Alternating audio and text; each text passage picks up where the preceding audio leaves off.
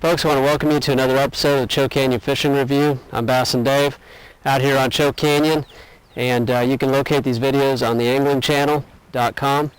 We had a fantastic day today. We are actually out here kind of in all three stages of the spawn. We've got some pre-spawners, spawners, and post-spawners.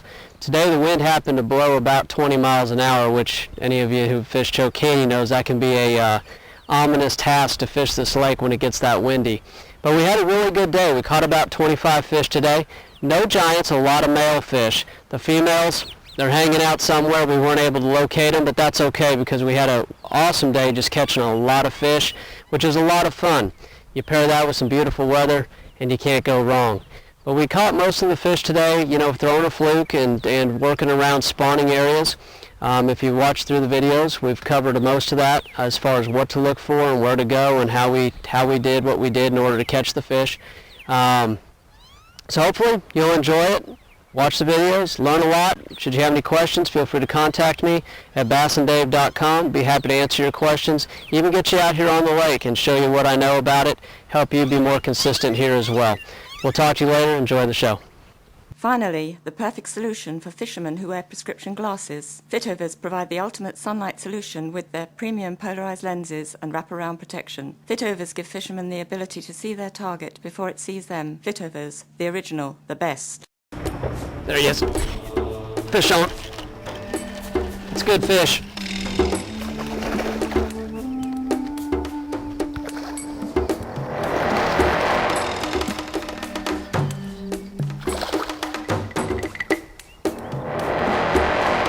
There we go, sir.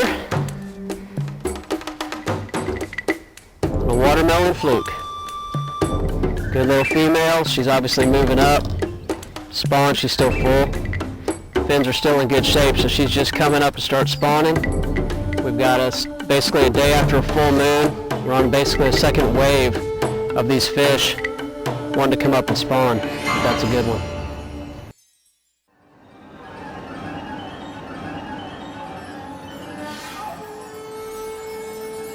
All right, starting off good for the day, catching nice fish. Had a couple of small fish.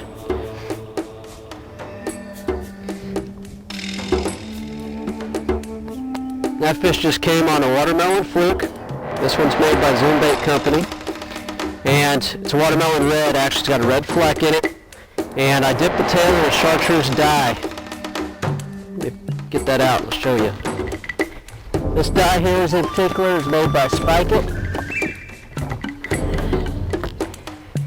It's a garlic scented dye. You can buy it at most outdoor stores, but it works real well on being able to enhance the color of the bait, throw a little flare into it. If you ever look at bluegill and perch in the water, their tail is almost that chartreuse color when it reflects in the light. And so this creates a real strong mimic to what these fish are getting around. Because the bluegill are starting to move up now, the bass are starting to be done spawning, they're in their last final waves of it here at Choke Canyon. But the bluegill are starting to move up, and they're always a pest to their nests. So when you can take and imitate that in color and shape a little bit, you're going to really have a good chance of those fish wanting to aggressively bite the bait, get it out of their nests and get it away from what they're protecting, and enjoy catching some good fish. And this one I just have Texas rigged with the sliding bullet sinker ahead of the head, so it'll pull it down on the bottom and remain pretty weedless. Allow us to really pull these fish out of this cover and get a good hook set on them as well. Many times in the spring when you do have fish spawning, I just missed a bite right there, just like that. I just caught that female right in there. There's a good chance a lot of times you've got two or three fish in one little area working a bed or a series of beds. And so this time of year when the fish are spawning, make sure that when you get a bite from an area that you throw back in that same area and cover it. You'll have a good chance of catching a good fish. You might even catch the little male. Once he's gone, that female will get in that nest to protect it. There's a fish. And you can get that one out. Just like that. This is the little male. I caught the female before, and this is the little male.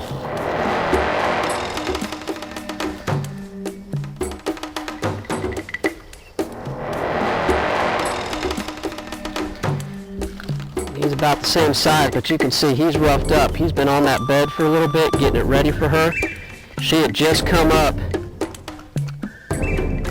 to get it done. And again, we got a nice little male, still full. He hasn't been there very long. Just getting things ready right now. Not a giant, but definitely a fun fish to catch.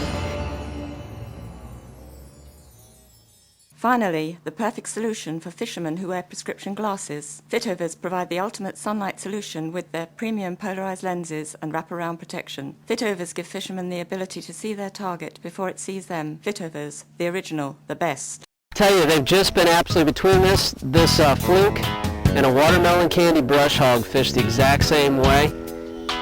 It's just been unreal how many fish you catch in a small area. But like I was saying, when these fish are spawning this time of year, they cluster up. So you'll get into a nice protected area, you can catch 15, 20 fish out of one little area, never hardly move the boat or use the trolling motor. It also lends itself well if we do get over into some areas that are windy. Don't let that wind discourage you from fishing the area. A lake like Choke Canyon, it's kind of a blessing because it has trees you can tie up to, but you can use an anchor as well. And you'll see us do that today, I'm sure, at some point. But tie up to a tree and then just fan cast the area. Put yourself in position with the depth those fish are using, and enjoy catching the fish and not having to worry about controlling the boat and dealing with the wind. Just enjoy the cast and the catch. I'll tell you, on Choke Canyon right now, what we've had is the water in the last week. We were blessed with a lot of rain, so the water's come up about 8.5 to 9 feet. It's basically a full pool now. You can see a lot of the bushes that are growing are down in the water. I fully expected the fish to come up and really get on a topwater bite, get active up in the bushes. They haven't done that yet. They're so focused on the spawning, they're still actually on more the original bank in 5 to 6 to 10 foot of water where that water level used to be, on those nests and on those beds, and they haven't made that transition real good yet. I would expect in the next couple weeks, as this flurry of the spawn gets done, that the fish will really start pushing up in that flooded cover, eating all the little baby minnows, going on that post-spawn feed. That's when we're going to see a really good topwater bite ensue on the lake, and it'll be a lot of fun and a lot of action. Just because the fish are spawning too on the lake, don't be afraid to go out deep. You do have some post-spawn and some staging females that are out there already back in 15 to 20 feet of water. So if you do get around these spawning areas, you can back off a lot of times and catch the bigger fish out there. And we'll try that today some. We're just getting started. We'll have fun with these males and try and find a few females up that are on beds. And then we'll also try and get some of those post-spawn and those pre-spawn females that are sitting out deeper. Typically in the springtime, the bass are going to move into protected pocket areas all in these creeks, because they've got to have a little protection from the wind like you saw today in order for their nests to not get blown out or covered up with silt. So they're looking for hard bottom, they're looking for that grass.